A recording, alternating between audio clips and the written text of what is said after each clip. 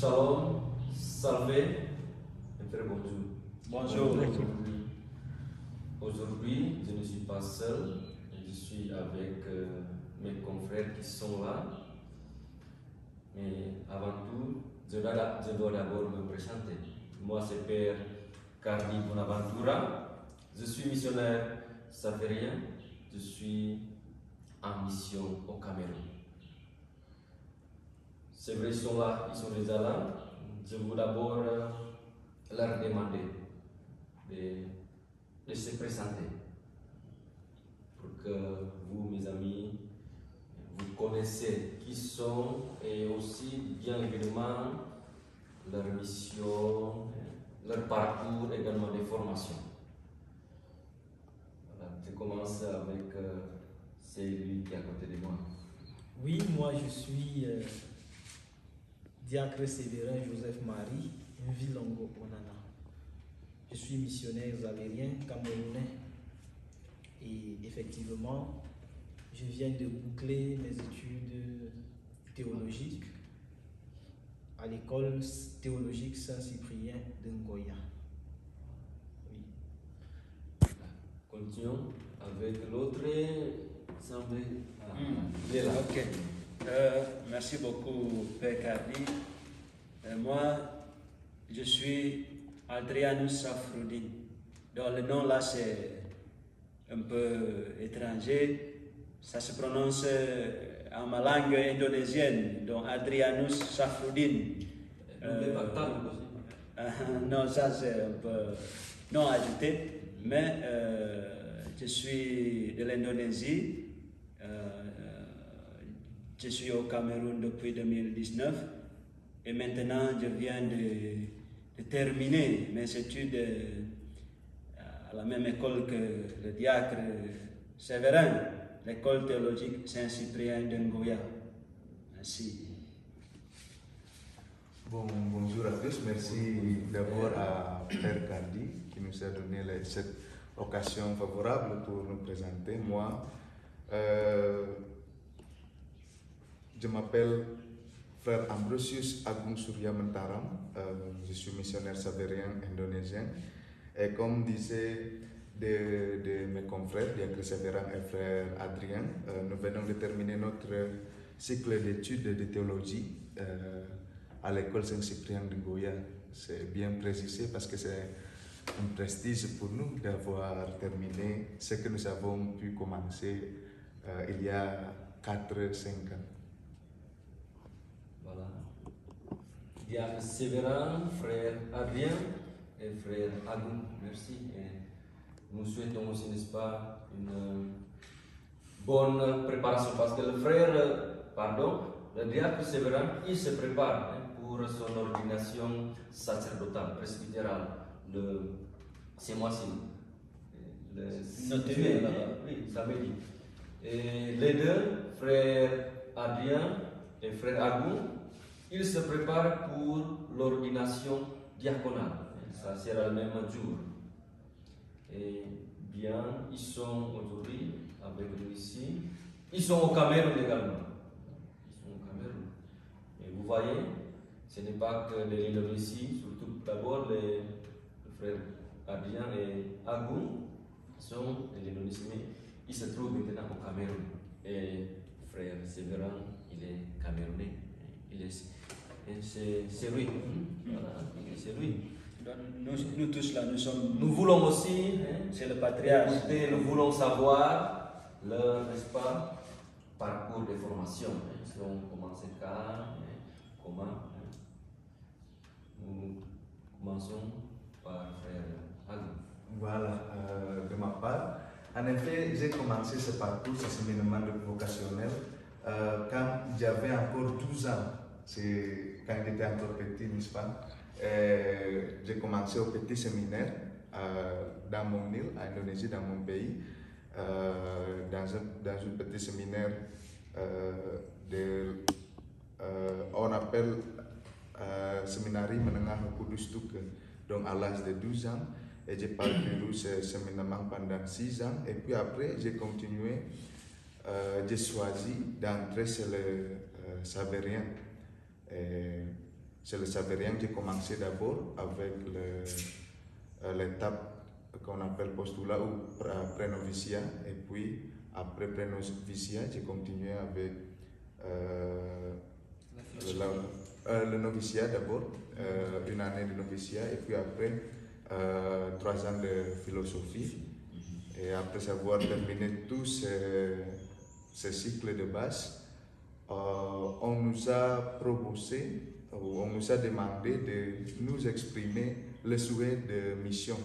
Et à ce moment-là, j'ai exprimé que j'aimerais bien faire la mission en Afrique. Et donc, je vois, pour pouvoir faire bien la mission en Afrique, je crois que faire l'étude de théologie en Afrique aussi, ça sera très, très agréable.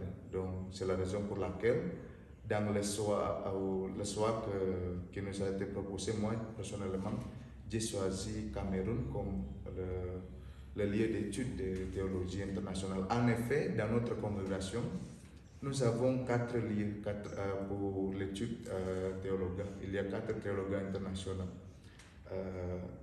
Il y a d'abord à Rome, et puis aux Philippines, et oui, en Italie, à Parma, pardon, je m'excuse, à Parma, Italie, et puis aux Philippines, à Manila, au Mexique, et ici à Yaoundé, au Cameroun.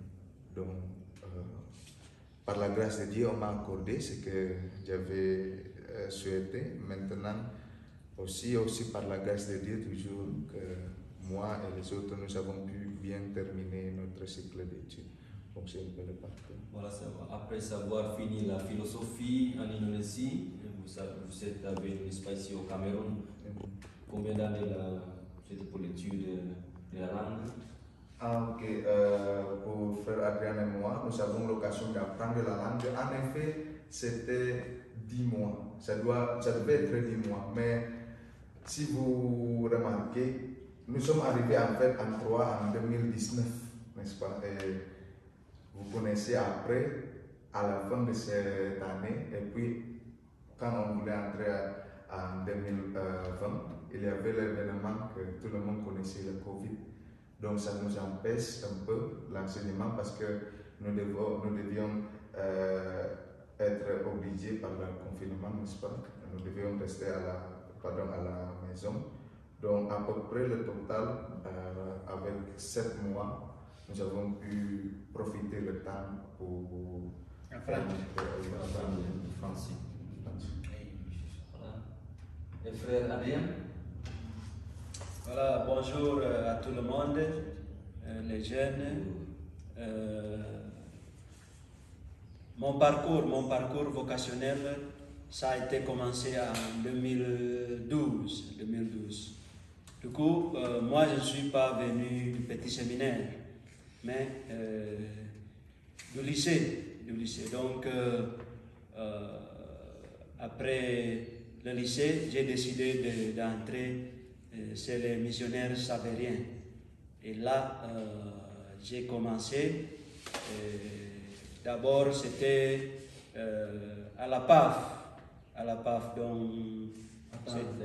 pour vous, certains parmi vous voilà. ne connaissez pas. La PAF, c'est la première année de formation. Maintenant, on appelle c'est la propédeutique. Voilà, à peu près comme la plupart nous connaissons la propédeutique. Donc, la PAF, c'est une terminologie savérienne.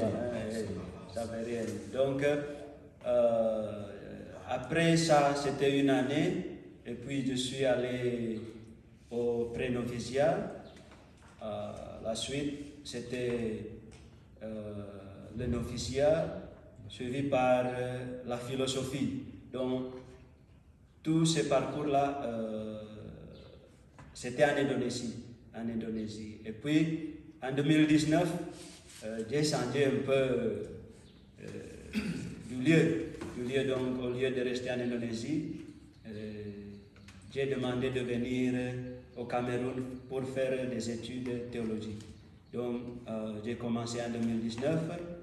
Avec une année encore, l'année de la langue, avec toutes les dynamiques que le frère Agoum a expliquées liées aux événements du Covid ou de la Covid. Ça dépend. Ça dépend, voilà. Donc, une année après ça, j'ai commencé mes études théologiques à l'école Saint-Cyprien de Goya. Et je remercie Dieu parce que tout s'est passé bien. Tout s'est passé bien jusqu'à la semaine passée. La semaine passée, voilà, on a reçu l'attestation que nous là, nous sommes 3, nous avons terminé dignement, avec la tête haute là, les études théologiques. Même si pour moi, et peut-être pour frère Agon aussi, ça a été un moment très difficile, compliqué si je pourrais dire, mais voilà que finalement j'ai trouvé mes récompenses de ce que je fais pendant 5 ans, 4 ans à l'école théologique. Donc, à peu près comme ça, mon parcours vocationnel. Oui, en ce qui me concerne, voilà, mon cheminement vocationnel a commencé lorsque j'étais tout petit. J'étais en paroisse, j'aimais servir à l'église comme servant de messe. J'étais aussi très attiré, j'étais trop attiré par la liturgie. Et après l'obtention de mon baccalauréat, j'ai voulu approfondir un peu plus. Surtout que je sentais une voix qui m'appelait à devenir prêtre. Mais au départ, c'était pour devenir prêtre diocésain. Et tout à coup, je me suis senti appelé à autre chose, c'est-à-dire à une vocation à la vie consacrée, à la vie missionnaire. Et donc, après mon bac, je suis allé à Douala, où je me suis inscrit à l'université. Et de là, je me suis fait accompagner par le père Roméo Kenye, qui est missionnaire zavérien, à qui je dis merci ici, et que je salue très affectueusement.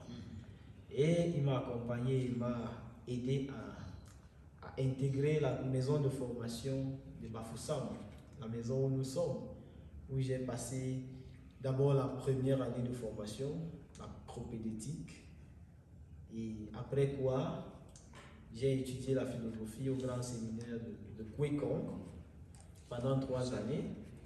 Et après ces 3 années, je suis allé faire le postulat et le noviciat en République démocratique du Congo. Nous sommes là entre les années 2017 et 2019, où j'ai mis mes premiers vœux et j'ai été destiné à la communauté du théologat de Yaoundé pour poursuivre mes études. Il faut dire qu'après la 2e année de théologie, j'ai fait une expérience pastorale au Tchad, dans le diocèse de Pala, et précisément dans la paroisse Saint-Jean évangéliste de Gounougaya, où j'ai passé de très bons moments, n'est-ce pas, dans ma vie, dans mon cheminement à la suite du Christ. Donc c'est une occasion pour moi de dire merci à toutes les personnes que j'ai côtoyées là-bas, surtout à tous les confrères qui m'ont accueilli dans cette communauté. Je salue ici le père Akiano Kounia Lima, qui se trouve actuellement à Rome, le père Simon Pierre qui actuellement se trouve aussi à Paris, mais à Paris. Je salue justement le père Sergio Galiberti, qui est actuellement vicaire général du diocèse de Pala, avec qui nous avons passé de très bons moments. Et ceci m'a donc galvanisé pour poursuivre et terminer, n'est-ce pas, les études théologiques que j'avais commencées et que je viens de terminer avec beaucoup de joie et beaucoup de reconnaissance vis-à-vis de tous ceux-là, n'est-ce pas, qui ont eu d'une certaine manière l'influence sur, n'est-ce pas, ma réponse généreuse à l'appel du Seigneur. Merci. Voilà. C'est que nous avons écouté concernant, n'est-ce pas, leur parcours vocationnel, leur parcours de formation. Après toutes ces années-là, maintenant, vous êtes arrivé vers la fin qu'on appelle de la formation de base. Formation de base. Et très bientôt, diacre Séverin va recevoir la grâce sacerdotale. Les deux frères Adrien et Agoum, ils vont recevoir la grâce diaconale, l'ordination diaconale. Voilà. Et c'est pour cela qu'on demande aussi, on va vous demander votre devise de l'ordination sacerdotale, ainsi que pour l'ordination diaconale. Le diacre Séverin, quelle est donc votre devise d'ordination sacerdotale? Oui, le texte que j'ai choisi comme devise pour l'ordination presbytérale est tiré de la lettre de Paul aux Philippiens, chapitre 4, verset 13, où Paul dit « Je peux tout en celui qui me donne la force ». Selon les traductions, c'est « Je puis tout par celui qui me fortifie ». D'autres disent « Je peux tout supporter grâce à celui qui me donne la force, grâce à celui qui me rend fort ». Bref, c'est Philippiens 4, verset 13. C'est ça ma devise. Merci. Frère Adrien? De ma part, ma devise c'est tiré du livre de Cantiques des Cantiques, donc sous forme de poésie. J'ai été vraiment frappé là sur la poésie de l'auteur sacré du livre Cantiques des Cantiques. En fait, le verset que j'ai choisi, c'est le verset 4 du chapitre 3, dont vous-même vous pouvez vérifier, là, ouvrir votre Bible, là où l'auteur sacré dit j'ai trouvé celui que mon cœur aime. Voilà. Donc, j'ai trouvé celui que mon cœur aime. C'est à peu près ça. Ça reflète la recherche de Dieu que moi-même j'ai déjà poursuivi. Et voilà, pendant mes années de formation, même a été commencé aussi avant ça. Voilà. Merci. Frère Adrien. Et pour Frère Agoum? Bon. De ma part, le devise d'ordination que j'ai choisi pour cette ordination diaconale, c'est de la lettre de Saint Paul, apôtre aux Galates, chapitre 5, verset 13. Il a dit que, frères, vous avez été appelés à la liberté. Donc, par la charité, mettez-vous au service les uns des autres. Pour moi, ce verset, c'est très intéressant. Je crois que vous qui sont en train de regarder cette publication, cette vidéo, vous les amoureux de la Bible, vous connaissez vraiment le thème central de la lettre de Paul à Galates, le sujet entre la loi, il s'agit de la loi juive, et la foi, la justification que Jésus apporte dans le fait dans la grâce qu'il nous a accordée. Donc, dans le verset que j'ai choisi, moi, je trouve vraiment il y a une beauté dans le verset paradoxal pour moi. Pourquoi je dis paradoxal? Parce que c'est une invitation de servir. Il a dit d'abord que vous avez été appelés à la liberté. Mais alors, par charité, mettez-vous au service les uns des autres. Servir, c'est le travail d'un serviteur. Si on voulait aller plus loin, le serviteur, ça signifie l'esclave à l'époque dans le contexte. Alors comment comprendre maintenant, dans cette situation d'esclave, nous pouvons être rendus libres par la grâce que Jésus apporte en mettant le service, en faisant le service les uns des autres. Donc je crois que ça m'attire beaucoup, surtout dans le ministère que je vais recevoir, le ministère diaconal. Voilà. Comme Zavérien, c'est l'amour du Christ qui nous pousse. Caritas Christi urgentus. C'est ça. Pour mes trois confrères, Séverin, Adrien et Agou, après cette formation, c'est vrai, vous avez déjà reçu, n'est-ce pas, donc, l'affectation de votre pays d'émission, votre terre d'émission. Voilà, vous pourrez aussi nous dire et nous partager. D'abord, commençons par Frère Séverin. Oui, merci.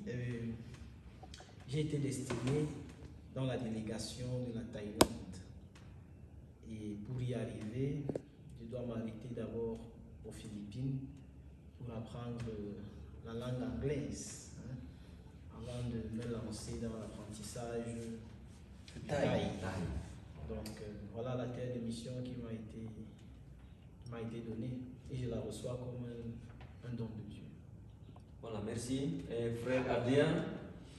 Alors moi,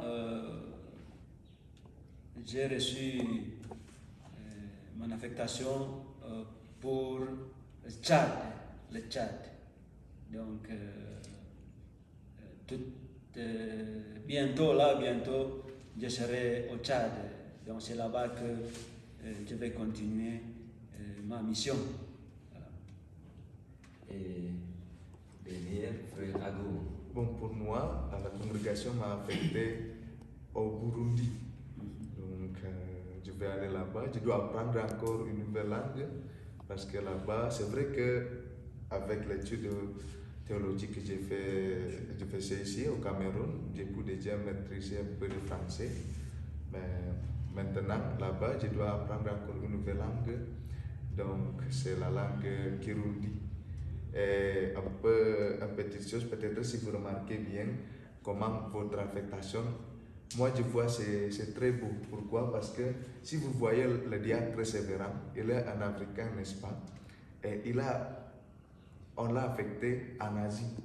Et nous, les Asiatiques, on part chez lui pour faire la mission. Donc, il y a vraiment les relations complémentaires dans la mission. Donc, on quitte notre pays natal pour notre continent même pour annoncer la bonne nouvelle ailleurs. Donc, pour moi, c'est très beau. Et à part lui, il y a déjà certains confrères camerounais, n'est-ce pas? Et les autres confrères de l'Afrique qui travaillent surtout en Indonésie. C'est nous, c'est moi et c'est Adrien en Indonésie, Maurice Fokam, n'est-ce pas? Il y a aussi certains frères qui vont arriver là-bas. Donc, je vois vraiment c'est très beau.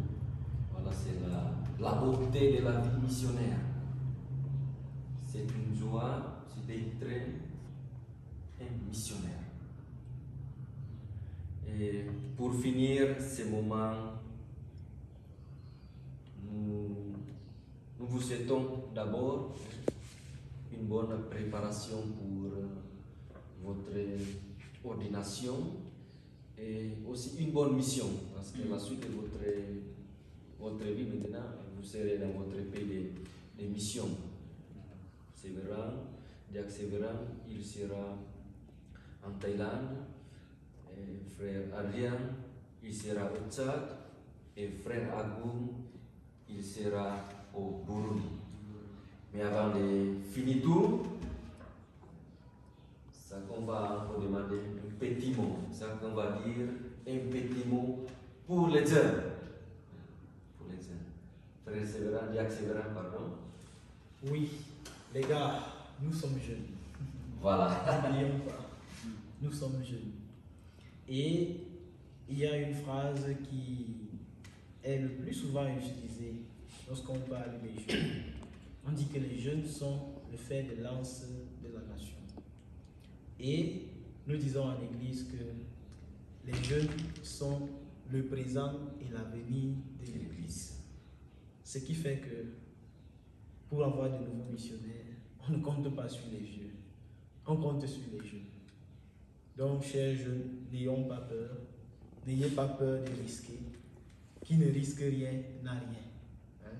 N'ayons pas peur de risquer pour Jésus. N'ayons pas peur de risquer être des témoins, n'est-ce pas, de la bonne nouvelle du royaume de Dieu à toute la création. Jésus nous le dit.